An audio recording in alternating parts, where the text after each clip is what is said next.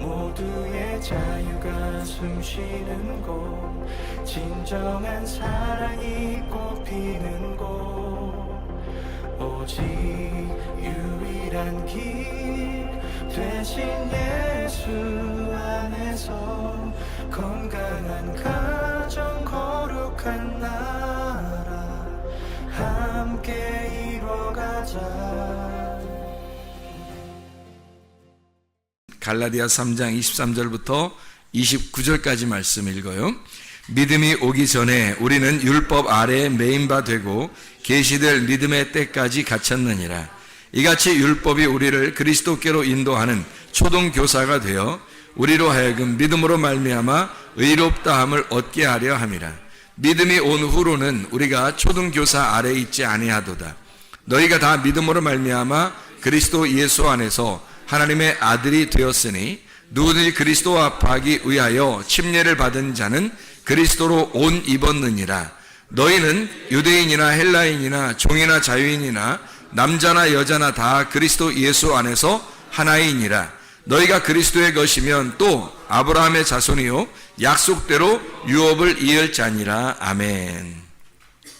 갈라디아 3장 우리 23절부터 29절까지의 말씀, 24절에 보면 율법이 그리스도에게 인도하는 몽학선생, 그러니까 옛날 성경에는 몽학선생이라 되어 있고 지금 여기 성경에는 초등교사다 이렇게 되어 있습니다. 그러니까 율법 자체가 나쁜 것이 아니라 우리를 그리스도에게 인도하는 선생님이라는 얘기예요. 그 율법이. 갈라디아 3장을 우리 봤으니까 3장에 19절을 봐봐요. 19절에 그런즉 율법은 뭐냐? 율법은 뭐냐? 범법함으로 더하여진 것이라 천사들을 통하여 한 중보자의 손으로 베푸신 것인데 약속하신 자손이 오시기까지 있을 거다. 율법이라는 건 그리스도가 약속하신 그 자손이, 그 씨가 너희에게 들어올 때까지 필요한 게 율법이라는 거예요. 여러분의 안에 그리스도라는 씨가 들어오면 율법이 이제 완성된 거고요. 그것이 오기, 이제 그리스도의 씨가 아직 안 오면 율법이 절대적이라는 얘기예요. 그 전에는. 그러니까 계속 율법을 받아야 된다는 거죠. 왜냐하면 그 씨가 들어올 때까지는, 씨가 들어오면 그다음부터는 율법이라는 것이 완성이 된 거지, 율법을 사라지게 하는 게 아니라고. 이게 완성이 돼서 예수가 이걸 완성시켜서 내 속에서 하나, 완성이 됐단 말이에요. 하나가 되었다. 이런 의미예요. 12절에 보면 3장 12절에 보면 율법은 믿음에서 난 것이 아니죠. 왜냐하면 예수님 오시기 전에 있는 거니까. 예수님 오시기 전에 있는 거니까 믿음은 율법에 의한 것이 아니고 율법을 행하는 자는 그 가운데서 살리라. 그러니까 율법을 행하려면 율법 안에서 살아야 되는 거예요. 근데 예수님이 오시고 나면 예수님 안에 살아야 되겠죠. 그럼 예수님 안에 산다는 게 뭐야? 율법으로 사는 거예요? 믿음으로 사는 거예요? 믿음으로 살아야 되는 거지. 믿음으로 사는 사람은 율법이 지나간 거죠. 끝난 거지. 근데 율법 안에서 너희가 만약에 율법에서 그대로 살려고 그런다면 그럼 아직 믿음이 안 온 거고, 그러면 율법 안에 사는 사람은 계속 율법 안에서만 살아야 된다는 것을 얘기하는 거죠. 그렇죠? 율법과 믿음에 대한 이야기를 지금 잘 설명해 주고 있는 내용들이죠. 히브리서 10장 1절에 보면 이렇게 되어 있어요. 히브리서 10장 1절에 보면 율법은 장차 올 좋은 일의 그림자일 뿐이요 참 형상이 아니므로 해마다 늘 드리는 같은 제사로는 나아오는 자들을 언제나 온전하게 할 수 없느니라. 왜? 이건 좋은 일이 오기 전에 그림자란 말이에요. 그림자는 완전한 게 아닌 거죠. 그래서 그것으로는 온전하게 할 수가 없다. 그러니까 완전케 할 수가 없다. 온전하게 만들 수가 없다는 거죠. 왜냐하면 그림자니까 실체가 와야 온전해지죠. 실체가 와야 완전해지게 만든다는 얘기입니다. 자, 고린도전서 15장 56절을 봐봐요. 56절. 사망에 쏘는 것은 죄요. 사망은 쏘는 게 죄라는 거야. 그리고 죄의 권능이 뭐예요? 율법이래요. 그러니까 죄를 죄되게 만드는 그것을 재판할 수 있는 능력, 그 권능을 가진 게 뭐냐? 이게 율법이라는 거예요. 그러니까 율법과 은혜, 요거를 잘 구분해내지 않으면 성경을 이해하지 못한다 그랬죠. 성경을 이해해야지 우리가 성경을 보는 거. 성경은 평생 동안 우리가 배워야 할 일이고, 성경은 평생 읽어야 되는 일이고, 성경은 평생 들어야 할 일인데, 이건 이 말씀을 우리가 이해를 못하면 이게 뭐 성경이 다 어떻게, 성경은 전체가 다 그런 식으로 되어 있는데 이걸 이해 못하면 어떻게 하나 이거예요. 자, 그래서 로마서 5장도 한번 읽어봐요. 로마서 5장 20절 말씀. 로마서 5장 20절 말씀. 율법이 들어온 것은 범죄를 더하게 하려 함이라. 그러나 죄가 더한 곳에 은혜가 더욱 넘쳤나니.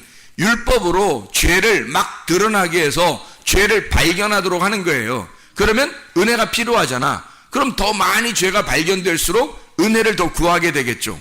그런 거예요. 13절에 로마서 5장 13절 보면 죄가 율법 있기 전에도 세상에 있었으나 율법이 없었을 때는 죄를 죄로 여기지 아니했다는 거예요. 죄가 있었는데 율법이 안 오니까 율법이 죄를 정하기 전에는 죄를 죄로 여기지 않은 거죠. 무법한 거지. 무법한 시대에 그냥 사는 거죠. 그런데 율법이 옴으로써, 율법은 누구에게 온 거냐면 하나님의 백성들에게 온 거예요.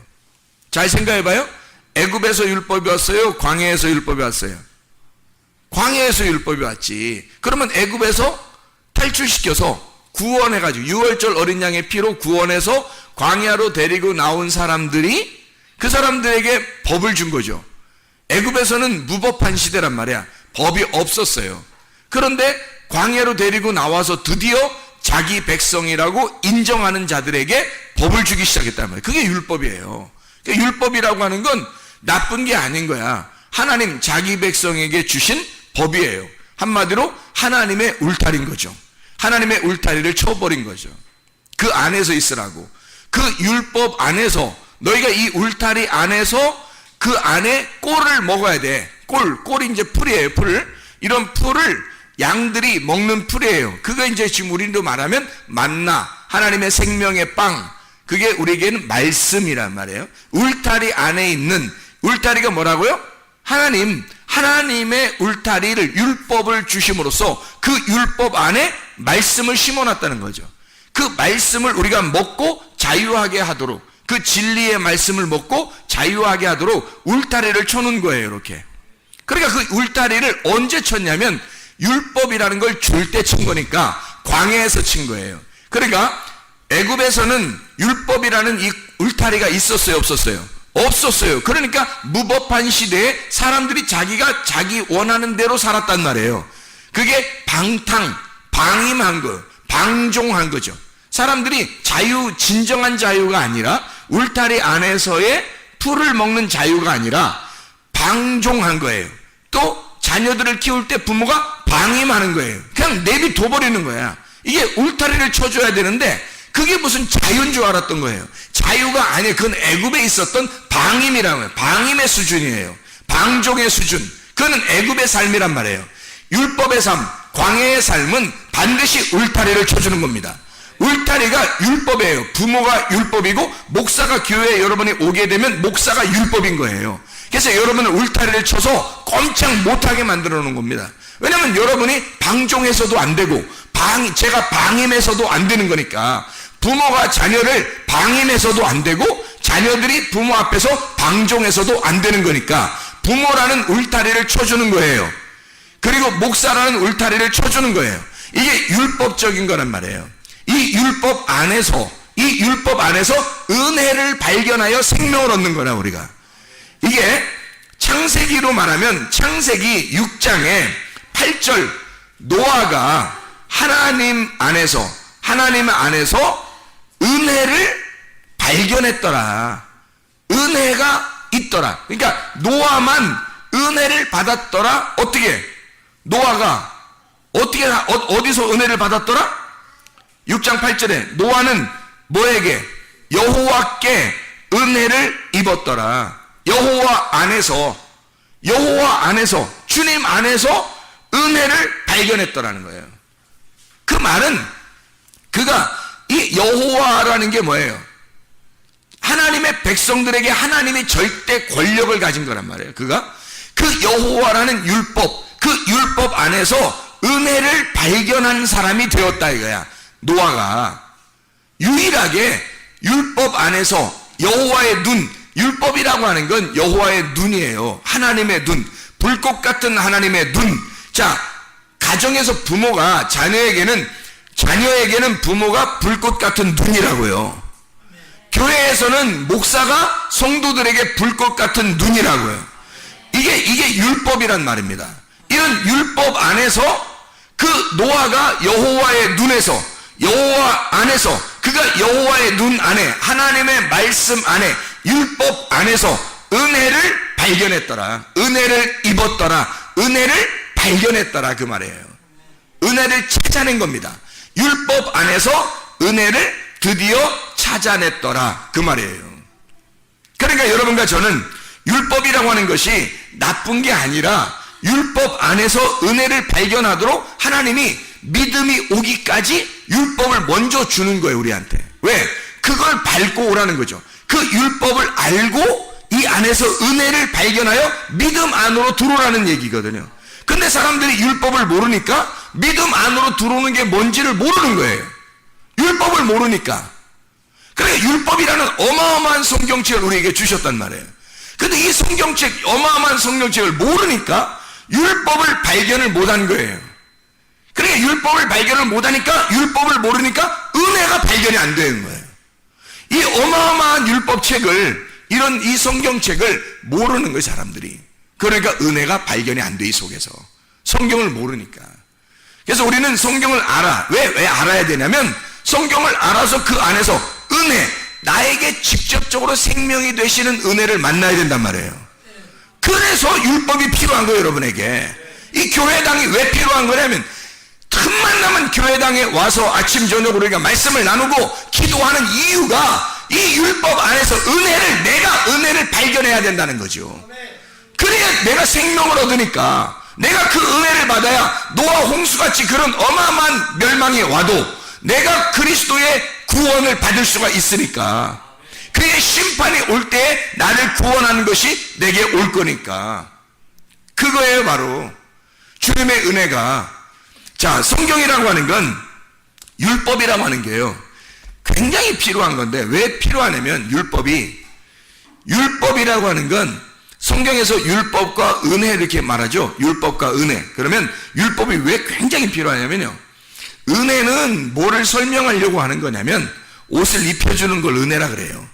옷 입혀주는 거. 그러면 율법은 뭐겠어?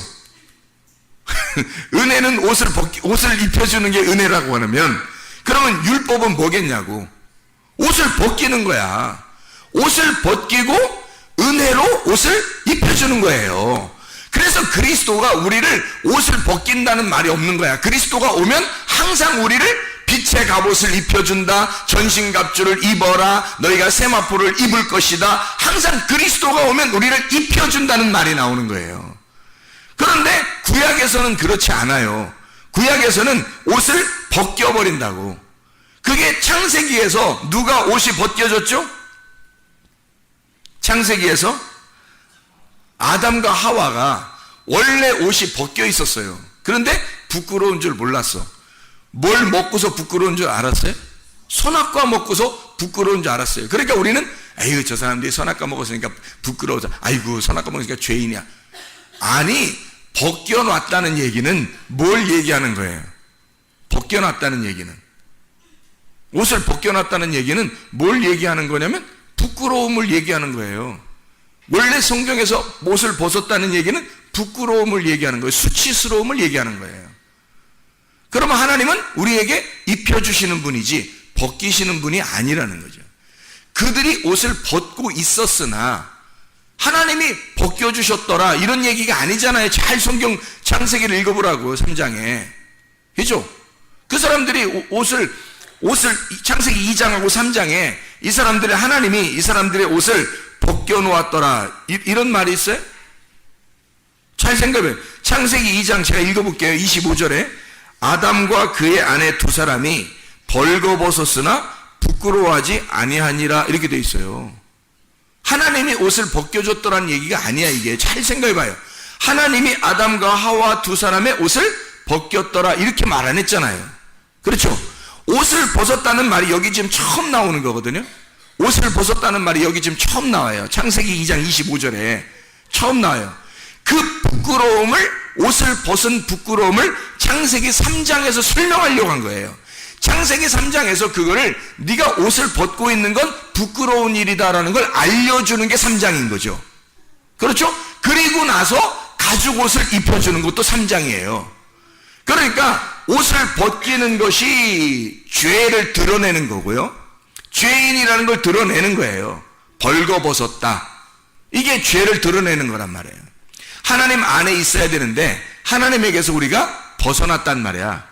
벗어나서 만들어졌으니까 이건 벗은 거지. 옷을 벗은 거지. 그래서 죄인이라는 걸 설명하는 거야. 이건 넌 부끄러운 거야. 앞으로 옷을 입어야 되는 거다. 이걸 얘기해 주려고 하는 거죠. 성경이 그런 얘기죠. 그죠? 그래서 하나님이 내가 너를 옷을 입혀줄게 해서 가죽 옷을 입혀주는 거예요. 그리고 그것으로 끝나는 게 아니라 이게 가죽 옷이 율법의 옷이라고 했잖아요. 율법으로 오신 주님이 가죽을 벗기셔서 자기의 죽음으로 이것을 덮여주는 거예요. 그리고 우리에게는 뭘 입혀준다고요? 요한계시록에는 세마포 옷을 입혀준다고요. 그러니까 신부의 옷을 입혀준다는 거지. 아니 설마 가죽 옷 입고서 결혼하라고 하겠어? 하지 않냐 우리가? 응? 이렇게 가죽 옷을 입고서 이렇게 등장해서 결혼식 하도록 하겠냐고. 아니란 말이에요. 가죽 옷을 입히는 것은 어느 날 새로운 옷을, 이 가죽 옷이 바뀌는 거예요. 그러니까 율법이라는 옷에서 은혜의 옷으로 바뀌어버리는 거지. 그게 세마포 옷이란 말이에요. 우리가 하늘나라 갈 때는, 또 주님을 만날 때는 주의 십자가의 죽으심으로 이 옷마저 바뀌어버리는 거예요. 가죽 옷이, 율법의 옷이 바뀌어버려서 은혜의 옷으로 바뀌어버리는 거죠. 그러니까 율법은 우리를 벗겨버리는 거고요. 은혜는 우리를 입혀주는 거란 말이에요. 이해가 되시죠? 그래서 선악과는 우리를 죄를 깨닫게 해서, 율법은 우리를 죄를 깨닫게 해서 옷을 벗기는 일을 해요. 그리고 생명나무, 은혜는 주님이 우리를 옷을 입혀주는 역할을 하신단 말이에요. 이게 성경이라고. 이거 제대로 잘 깨달으면 주님의 은혜가 너무 놀랍죠. 주님의 은혜가 너무 놀라요. 글쎄 제가 너무 놀랍다고 하니까 저게 진짜 놀라운 건가 이러면서 속으로 생각할지 모르지만 전 진짜 놀라워요. 이게 성경이 너무 놀랍다고. 이게 놀라운 책이란 말이에요. 원더풀하다고. 아주 그냥 이 성경이 너무 원더풀해요. 아주 마블러스한, 아주 그냥 너무 놀라워서. 이게 자, 이 성경책에서 우리에게 그 권능, 죄를 이기는 권능을, 율법에서 죄를 지적하는 권능이 율법이에요. 죄를 지적하는 권능, 그게 율법이라면 죄를 지적하는 율법을 이기는 권능이 은혜란 말이에요. 그게 그리스도란 말이에요. 그걸 우리에게 설명해 주고 있는 장면들이라. 그래서 벗기고 그리고 다시 입힌다라는 말. 이사야 20장을 한번 보면요, 이사야 20장에 이런 말이 있어요. 이사야 20장을 여러분이 보고서 그냥 성경을 보면 그렇게 이해가 안 돼. 그러니까 이사야 20장에 1절부터 6절에 보면 이런 말씀들이 있습니다. 자, 2절에 그때 여호와께서 아모스의 아들 이사야에게 말씀하여 이르시되 갈지어다 내 허리에서 배를 끄르고 내 발에서 신을 벗을지니라 하시매 그가 그대로 하여 벗은 몸과 벗은 발로 다니니라. 여호와께서 이르시되 나의 종 이사야가 3년 동안 벗은 몸과 벗은 발로 다니며 애굽과 구스에 대한 징조와 예표가 되었느니라. 이와 같이 애굽의 포로와 구스에 사로잡힌 자가 아수르 왕에게 끌려갈 때 젊은 자나 늙은 자가 다 벗은 몸과 벗은 발로 볼기까지 드러내어 애굽의 수치를 보이리니 부끄러워할 것이라. 그런 말이 나오는 거거든요. 5절에. 자, 그러면 보세요. 이게 딱 3년 동안 벗고 다니래요. 선지자 진짜 못할 노릇이죠. 이게 3년 동안 벗고 다니라요. 그러면 이 벗고 다니는 게 지금 뭐를 설명한다고? 부끄러움과 수치를 알려주려고. 3년 동안이니까 3년이 지나면 뭐 하겠다는 얘기야? 옷 입혀주겠다는 얘기를 하고 싶은 거예요. 주님이 3일 길을 가고 난 다음에 주님이, 그러니까 그 사이에는 다 벗은 거지. 그죠? 3일 길을 다 가기 전에는 다 벗은 거라는 거야. 율법에 의해서 죄인이라는 걸 드러내는 게 광야라고 그랬죠. 애굽에서는 그걸 몰랐단 말이에요. 죄가 있는데도 죄인인 줄 몰랐다고. 광야에서 그 10계명 그리고 율법을 주기 전까지는 몰랐단 말이에요. 율법을 주고 이게 벗은 사람이구나, 내가 벗은 몸이었구나, 내가 어둠이었구나, 내가 선악과를 먹은 자였구나 라는 걸 설명해 주는 거예요. 3년 동안 네가 벗어 있다는 것을 설명하는 거죠. 그리고 3년 지나면 옷을 어떻게 했다는 거야? 입혀주겠다는 얘기예요. 입혀준다는 그 하나님의 마음을 모르고 그냥 요 말만 읽으면 이게 뭐야? 이게 뭔 말이지? 이렇게 된다는 얘기죠. 성경을 잘 이해해야 되겠죠. 그래서 자, 성경은 우리가 이렇게 보면 됩니다. 두 개가 있는데 이 두 개가 나누어져 있는데 이걸 하나로 만드는 거를 성경이라고 보면 돼요. 저녁과 아침인데 저녁을 나누어서 설명하고 이게 땅, 어둠, 나예요. 아침을 하나님, 하늘, 하나님이라고, 말씀이라고요. 그래서 이 어둠과 빛을, 저녁과 아침을 갖다가 연결해서 이걸 하루의 날이다, 이렇게 성경이 되어 있는 게 창세기 1장이죠. 창세기 1장을 설명하는 거예요. 성경은 창세기 1장을 설명하는 거다. 이해가 되겠죠? 자, 그거를 한번 설명을 한번 해볼게요. 마태복음 5장 39절, 마태복음 5장 39절을 보면 이렇게 말씀이 써 있어요. 나는 너희에게 이르노니 악한 자를 대적하지 마라. 누구든지 내 오른편 뺨을 치거든 왼편도 돌려대며 그랬죠. 아니, 오른편 뺨을 치면 왼편도 돌려대래요. 그래서 사람들이 이거를 어떻게 해석을 하고 생각을 해요. 누가 자기 때리면 한쪽도 더 때려, 이렇게 하면서 나는 예수 믿는 사람이야, 나는 다 용서할 수 있어, 그러니까 때려, 나 때렸지? 이쪽도 때려, 이렇게 하거든요.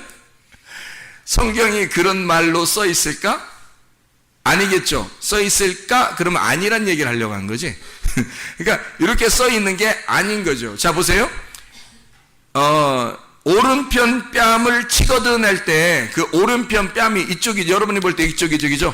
오른편 뺨을 칠 때 뭘로 때려요? 오른편 뺨을 치려면 뭘로 쳐야 되냐고, 이쪽에서.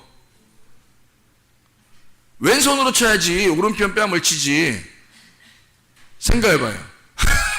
또 이렇게 또 거꾸로 이렇게 또 친다고 한다, 또 이렇게. 예? 아니, 오른편 뺨을 치려면 내가 여기 여러분을 오른편 뺨을 치려면 어떻게 해야 되냐고. 여러분이 나를 오른편 뺨 치려면 어떻게 해야 돼? 여기 오른편 뺨 치려면 여기 왼손으로 쳐야지. 오른편 뺨을 이렇게 거꾸로 해서 이렇게 손으로 이렇게 등어리로 손등으로 치냐고. 오른편 뺨을 치려면 왼손으로 쳐야 된단 말이야. 그리고 이러면 오른편 뺨을 쳤으니까 왼쪽도 돌려대야 돼, 안 돌려야 돼? 돌려대는 거야. 돌려대면 이쪽에서 왼편을 돌려대면 왼편은 무슨 손으로 쳐야 돼? 오른손으로 또 딱 쳐야 된다고. 그러면 잘 생각해봐요. 먼저는 무슨 손으로 쳤다고? 왼손으로 오른편 뺨을 쳤다고. 그러면 두 번째는 무슨 손으로 치라고? 오른손으로 왼편을 치란 얘기예요. 자, 여러분, 오른편 뺨을 맞은 거를 자꾸 생각하지 말라고. 여러분, 괜히 그 응어리 지고 괜히 여기서 뒷글 있고 그렇게 하지 말라고. 자기가 맞은 걸 자꾸 생각하지 말고 때린 사람을 생각해 보라고요. 때린 사람. 그럼 때린 사람은 뭘로 쳤다고? 먼저 왼손으로 쳤다고. 나를 왼손으로 친 자에게 왼손으로 친 자에게 오른손으로 치도록 대조란 얘기야. 왼손으로 나를 치면 오른손으로 다시 나를 치도록 대조란 얘기잖아. 무슨 말인지 알겠어요? 그러면 왼손과 오른손을 설명하려고 한 거지. 왼손과 오른손. 그러니까 뺨을 얘기하려고 한 게 아니란 말이에요. 여기서 뺨을 얘기하려고 한 게 아니라 때리는 자에게 라는 얘기잖아. 성경을 그러니까 잘 봐. 그러니까 뺨을 맞은 거 자꾸 생각하지 말라니까. 우리 맞은 거를 자꾸 자기 쪽에 자꾸 생각하지 말고 때린 사람을 생각해 보라고. 때린 사람, 누가 때렸나, 어떤 손이 때렸나. 잘 봐요. 자, 39절에 내 오른편 뺨을 치거든. 누군가가 쳤단 얘기야, 그죠? 무슨 손으로? 왼손으로 쳤단 얘기지. 왼손으로 너를 치면 내 왼편도 돌려대서 또 맞으란 얘기야. 그러면 또 무슨 손으로 맞으란 얘기야? 오른손으로 맞으란 얘기지. 왼손으로 맞았으니까 오른손으로 맞으란 얘기지. 왼손과 오른손을 설명하려고 한 거예요. 왼손은 율법을 설명하려고 했던 거고, 율법으로 너를 치면 은혜로 오른손으로 너를 다시 맞도록 해란 얘기야. 율법으로 너를 쳤으니, 율법으로 맞았으니 네가 율법으로 끝나지 말고 다시 이걸 한쪽 편을 또 대서 오른손으로 맞아야 된다는 말이야. 너가 하나님의 왼손으로 맞았으면 네가 하나님의 오른손으로 또 맞아야 된다는 거야. 그래야 구원이 온다는 거지.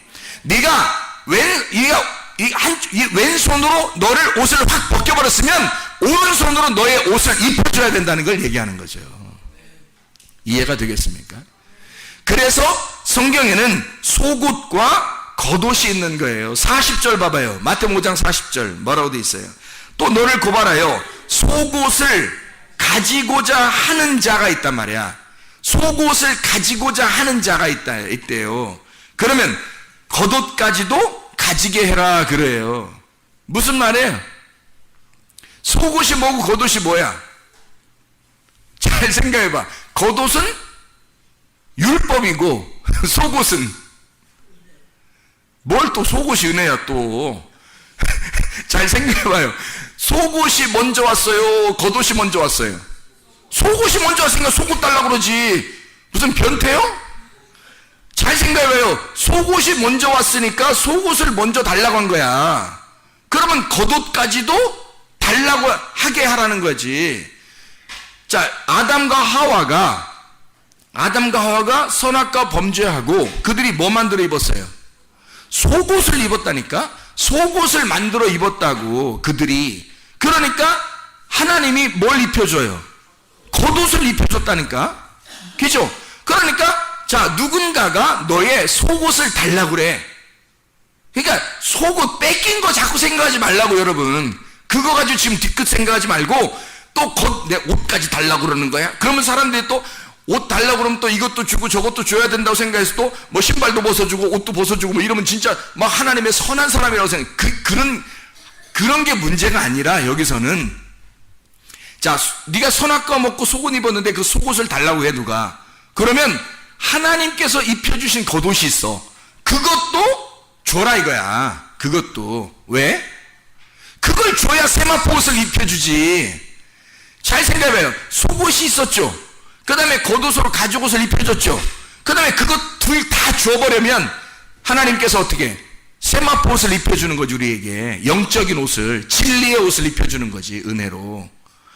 그래서 내가 만들어 입는 옷이 있고 하나님이 주신 율법의 옷이 있고, 그리고 하나님이 그 율법의 옷까지 다 하나님께 드려버리면 그러면 그것을 십자가로 완성하시고 우리에게 세마포 옷을 입혀주는 거죠. 그러니까 우리를 벗겨놓고 다시 입혀주시는 하나님, 이걸 설명하려고 했던 거란 말이에요. 그러니까 내가 뺏긴 거, 뭐 나 뺨 때렸어? 그럼 이쪽도 때려봐, 이런 의미가 아니라 왼손으로 때렸으니 오른손으로 맞아야 된다는 거야. 그리고 속옷을 달라고 했으니 겉옷도 빨리 줘야 그 다음에 하나님의 옷이 입혀진다는 거죠. 이해가 돼요?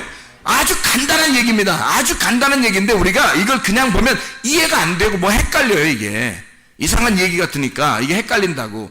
간단한 얘기인데, 그래서 이 율법과 은혜라는 것만 제대로 깨달으면요 이 성경이 풀린다는 거죠. 왜? 성경은 그렇게 이루어져 있으니까. 그것을 모르고 성경을 보니까 사람들이 이해가 안 되는 거지. 자, 이해가 되겠죠? 무슨 말인가? 그래서 하나님은 우리에게 왼손과 오른손을 설명합니다. 예수님이 부활하시고 난 다음에 하나님의 어디 편에 계시죠? 우편에 계십니다. 왜? 왜 우편에 계시다고 그래요? 하나님은 뭐 영인데, 하나님이 영이고 예수님도 부활하시면 영인데 그 영적 존재들이 뭐 오른편에 앉아있고 왼편에 앉아있고 뭐 앞에 앉아있고 뒤에 앉아있고 막 이런가요? 그럴 수 없다는 말이에요. 오른편이라고 하는 얘기는 왼편에 있었다는 걸 설명하는 거죠. 내가 왼편에 갔을 때 죽었다는 거예요. 오른편에는 부활해서 가는 거죠. 그래서 부활해서 오른편으로 갔다는 얘기고 죽으러 갈 때는 왼편으로 갔다는 얘기예요. 그러면 죽으러 갈 때는 어디로 내려왔다는 얘기? 땅으로 내려왔다는 얘기. 그러니까 땅이 왼편이고 하늘이 오른편이었던 거지. 그래서 하늘에 올라가셨다. 그 권능의 자리에 올라가셨다. 율법이 왼편이고 땅이고 땅에서 있는 거고 땅으로 내려온 거고요. 그리고 은혜가 하늘에 있는 거란 말이에요. 그래서 왼편과 오른편을 이렇게 나누은 거, 이게 율법과 은혜란 말이에요. 성경 자체를 이렇게 설명하고 있다는 얘기입니다. 자, 우리는 율법이라고 하는 것을 마치 율법으로는 구원을 받을 수 없어, 그러니 율법은 나쁜 거야 라고 인식하는 사람들이 굉장히 많더라. 그거 아니다.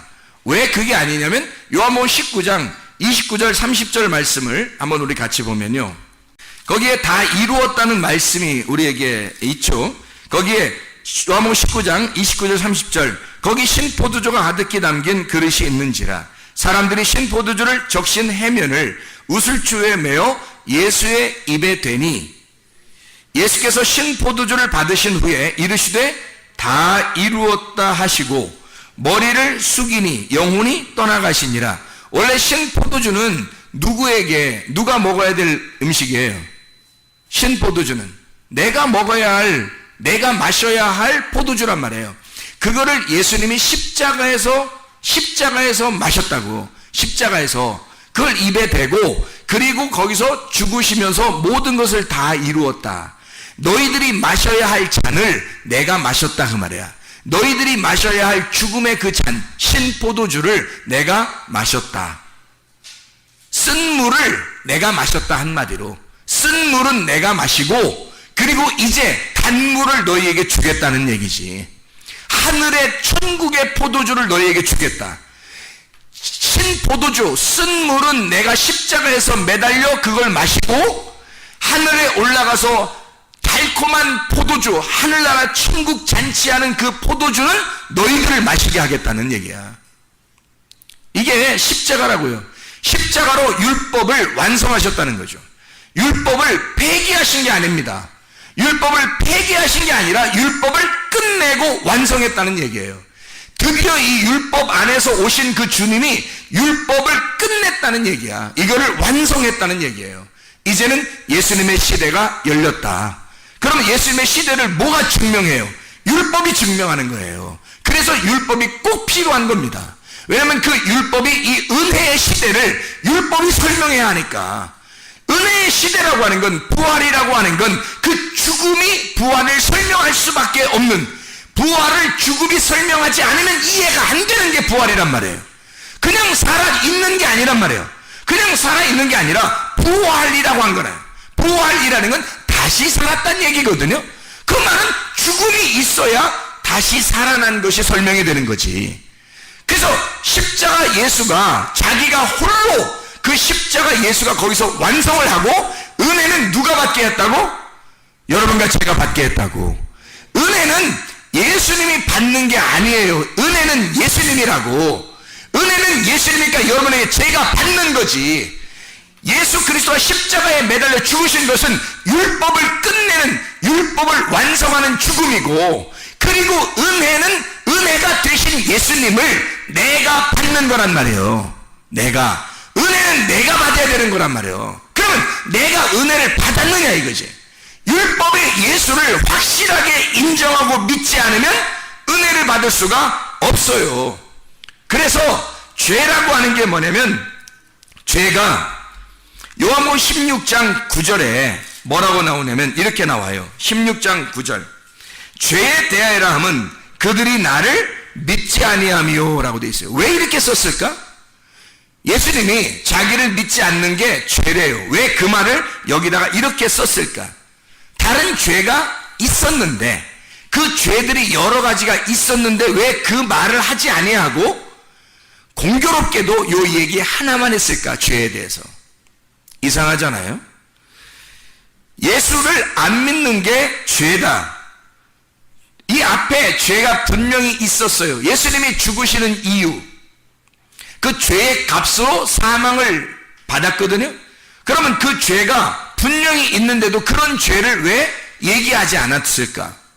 분명히 무슨 죄가 있었어요? 선악과 죄가 있었어요. 그 선악과 죄 때문에 예수님이 죽으신 거거든요. 그러면 그 선악과 죄가 있다고 얘기를 하면 될 거 아니야. 죄는 이것이다라고 얘기를 하면 될 거 아니에요. 근데 예수님이 그 말 안 해요. 왜 안 해죠? 그 죄를 혼자 해결해 버릴 거니까. 혼자 그것을 십자가에서 해결할 거니까. 이제는 너희는 뭐만 남았냐면 은혜만 남은 거야. 너희들은 이 사실을 믿기만 하면 되는 거야. 근데 그걸 안 믿어. 그러니까 은혜가 안 오는 거야. 네가 그걸 안 믿으니까, 이 사실을, 내가 이 사실을 끝낸 것을 네가 안 믿어. 안 믿으니까 너는 은혜가 안 온 거죠. 우리는 은혜만 받으면 되는 건데, 죄가 뭐냐면 그 사실을 안 믿는 거야. 그 예수를 안 믿는 거예요. 율법으로 돌아가신 예수를, 나 때문에 죽으신 그 예수를 안 받아들이는 거예요. 안 믿어. 그러니까 내가 거기서 죽을 이유가 없는 거지. 내가 항상 살아있는 거지. 예수님 믿습니다 이러면 끝나는 줄 아는 거예요. 그게 아닌 거죠. 거기서 예수님이 죽으신 것은 진짜 내가 사라진 거라니까요. 진짜 내가 없어진 거예요. 근데 내가 없어지지 아니하고 여전히 내가 살아있다, 이게 안 믿는 거라고. 예수를 믿었다면 네가 사라졌어야지. 예수의 그 십자가는 네가 사라졌다는 걸 증명하는 것인데, 네가 사라졌다고 여기지 않는다고, 네가 여전히 예수를 안 믿는다고, 예수의 그 죽음을 안 받아들인다고, 그 죽음이 네가 사라졌다는 거라니까. 네가 완전히 사라지고 없어졌다는 것이 이 율법 안에서의 죽음인데, 그걸 안 믿어버린다고, 그걸 안 받아들이니까 네가 여전히 살아있어. 은혜가 안 오는 거예요. 왜? 나를 안 믿으니까. 그 예수, 그 십자가의 죽음을 안 믿으니까. 그러니까 너는 죄가 그대로 있는 거야. 너한테는 그 죄가 아직도, 너는 율법의 세계에 사는 거야. 은혜로 살아야 되는데, 예수는 2000년 전에 죽었는데, 세상에 예수는 2000년에 죽었는데 아직도 우리는 율법 안에 사는 거예요. 왜? 내 속에서 예수가 죽질 않은 거야. 그 예수, 나를 위해서 나라는 예수로 죽으신 예수를 안 믿은 거예요. 그러니까 아직도 내가 살아있는 거지. 내가 살아있는 그것이 죄라는 거예요. 그 네가 나를 안 믿은 거니까 그게 죄라, 이렇게 쓴 거죠. 선악과 먹은 게 죄야라고 쓸 수도 있잖아요. 근데 아니에요. 네가 나를 안 믿는 게 죄다. 그게 죄라는 거야. 왜? 너는 은혜를 받아야 할 존재야. 예수님이 그것 때문에 오셔서 죽으셨으니까 혼자 끝내신 거예요. 우리하고 상의도 안 하고, 우리하고 상의하지도 않고 혼자 하나님의 사랑으로 그분이 이 율법 안에서의 죽음을 끝내신 거라고요. 더 이상 우리가 죽지 않도록 그 길을 마련하신 거야. 그 진리를 깨닫고 생명을 얻으라는 거거든요. 그래서 예수님이 길이요 진리요 생명이 되신 거예요. 그런데 그걸 안 받아들이는 거야. 너희가 나를 안 믿는다. 그것이 죄다. 십자가의 해결이 아직 너한테는 안 이루어졌어. 그러니까 너는 아직도 율법 안에 사는 자야. 몽학선생 안에 사는 자다. 초등교사 안에 사는 자다. 율법 안에 사는 자야. 믿음이 오게 되면, 진짜 믿음이 오게 되면, 예수를 네가 정말 믿으면 율법은 완성된 거야. 율법은 지나갔어. 율법은 끝난 거다. 이게 갈라디아서 3장의 말씀입니다.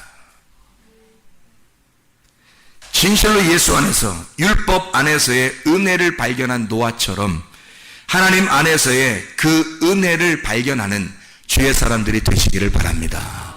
요한복음 20장 1절 하나만 읽고 마치도록 하겠습니다. 요한복음 20장 1절 말씀. 자, 뭐라고 써있냐면, 안식 후 첫날 일찍 아직 어두울 때에 막달라 마리아가 무덤에 와서 돌이 무덤에서 옮겨진 것을 보고, 돌을 옮겨진 것을 보고, 옮겨졌다, 이게 아이로라는 단어입니다. 이 아이로라고 하는 단어는 들어 올려졌다, 뭐 누군가가 취하여 갔다, 뭔가 이 돌이 제거가 됐다, 이 말이거든요. 이 말은 아이로라는 그 단어 자체가 죄를 용서했다, 죄 속죄, 죄를 속했다, 죄를 용서했다. 죄가 넘어갔다. 요 이야기를 하는 거예요. 그러면 보세요. 잘 생각해요. 죄 용서라고 하는 것은 육신이 죽어서 무덤 안으로 들어갔다가 거기서 부활하여 나오는 것을, 육신이 죽어서 무덤 안으로 들어갔다가 나오는 것을 죄 용서라 그렇게 말하는 거예요. 죄 용서라 그렇게 말하는 거는, 그렇죠? 돌을 옮겨놨다. 자, 돌을 옮겨놨다. 잘 생각해봐요. 그러면 여러분 보세요. 자, 무덤이 있어요. 돌 문으로 이렇게 닫혀놨거든요. 근데 돌 문이 열린 거거든요. 자, 그러면 이것을 여러분은 돌문이 닫혔구나, 그 다음에 돌문이 열렸구나, 이렇게 생각하잖아요. 그럼 이거를 조금 더 생각을 한 번 더 해보자고요. 한 번만 더 생각해보자고. 제발 한 번만 더 생각해 봅시다. 돌문이 닫혔다는 것은, 이렇게 닫아놨다는 것은 돌문이 원래 어떻게 되어 있었다는 걸 얘기하는 거예요. 돌문이 원래는 열려 있었던 거죠. 돌문이 원래는 열려 있었어요. 그렇죠? 그런데 거기다가 시체를 집어넣었을 때 돌문을 닫은 거예요. 그렇죠? 원래는 이게 돌문이 열려 있었다고요. 돌문이 원래 열려 있었는데 시체를 넣고 돌문을 닫아놨단 말입니다. 그리고 다시 이 돌문이 열려질 때 그때 시체는 없어진 거예요. 부활한 겁니다. 그렇죠? 그러면 원래도 돌문이 열려 있었는데 그 다음에 시체가 들어갈 때만 돌문이 닫힌 거예요. 그렇죠? 그리고 이 돌문이 열릴 때 다시 시체가 없어진 거예요. 돌문이 원래 열려 있었다는 그 상태가 뭐냐는 거예요. 원래 열려 있었던 상태가 하나님의 원래 창조죠. 원래 우리를 창조하신 모습이란 말이에요. 하나님이 우리를 원래 창조하신, 선악과를 먹기 전에 우리의 모습이죠. 하나님이 우리를 창조하셨을 때의 창조 상태란 말입니다. 그런데 사람들이 선악과를 먹었죠. 그리고 죄를 지었어요. 그랬더니 시체가 되어버렸어요. 죽었단 말이에요. 하나님과 관계가 끊어졌어요. 그걸 시체라 그래요. 그래서 그 시체를 어디다 집어넣어?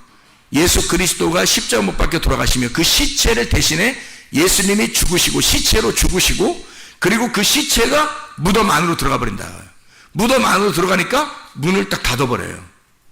뭐가 닫아버린 거예요? 뭐가 예수님을 죽였죠?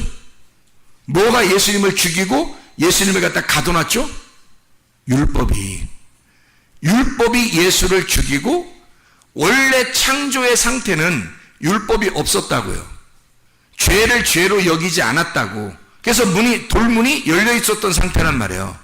그런데 죄를 발견하게 됐어, 사람들이. 그래서 돌로 사람들을 때려서 죽인다고 그랬죠, 구약에서는. 그게 심판하는 율법이란 말이에요. 율법이라는 이 돌문으로 사람을 죽여서 그 안으로, 율법으로 사람을 죽여서 문 안으로 들여보내고, 무덤 안으로 들여보내고, 율법의 문을 닫아놨다고요. 그때 부활하시는 그 주님이, 죄로 사망했던 이 주님이, 율법 안에 갇혀있던 이 주님이 여기서 어떻게 해요? 문이 어떻게 됐어? 문이 다시 열려버렸단 말이에요. 다시 문을 열어놨다고. 열어놓고 시체가 사라져버린 거예요. 어떻게 된 거예요, 그러면? 아니, 그러니까 보세요. 처음에는 시체가 들어가기 전에 무덤에 뭐가 있었어요? 없었지. 그러니까 무슨 무덤이라 그래, 그걸? 빈 무덤이라 그래. 빈 무덤이었었는데 그게 원래 상태란 말이에요. 그런데 죄를 지은 인간을 대신에 주님이 죽으시고 시체가 되어 죄의 사망을 거치고 문 안으로 들어가서 율법의 문으로 딱 가둬놓으니까 이때는 죽은 시체가 그 안에 있단 말이에요. 사망이 그 안에 있단 말이. 근데 이 사망의 권세를 이기신 분이 이것을 갖다 이 돌의 문을 열어버리니까, 이 속이 다시 무슨 무덤이 됐어요? 빈 무덤이 됐다. 원래 창조의 상태로 돌아간다는 얘기죠. 하나님이 우리를 하나님이 우리를 사랑하시던 그 원래 창조의 상태가 있다고요. 창조의 모습이 주님이 보시기에 좋았던 하나님의 그 창조가 있었다고 우리가. 그런데 사람들이 선악과 죄로 인간이 타락하고 그리고 자기 죄인 됐는데 예수 그리스도가 그것에 의하여 죽으시고 그 율법에 의하여 죽으시고 시체가 되어 무덤 안에 들어갔을 때는 우리도 함께 그 안에 있는 거라고요.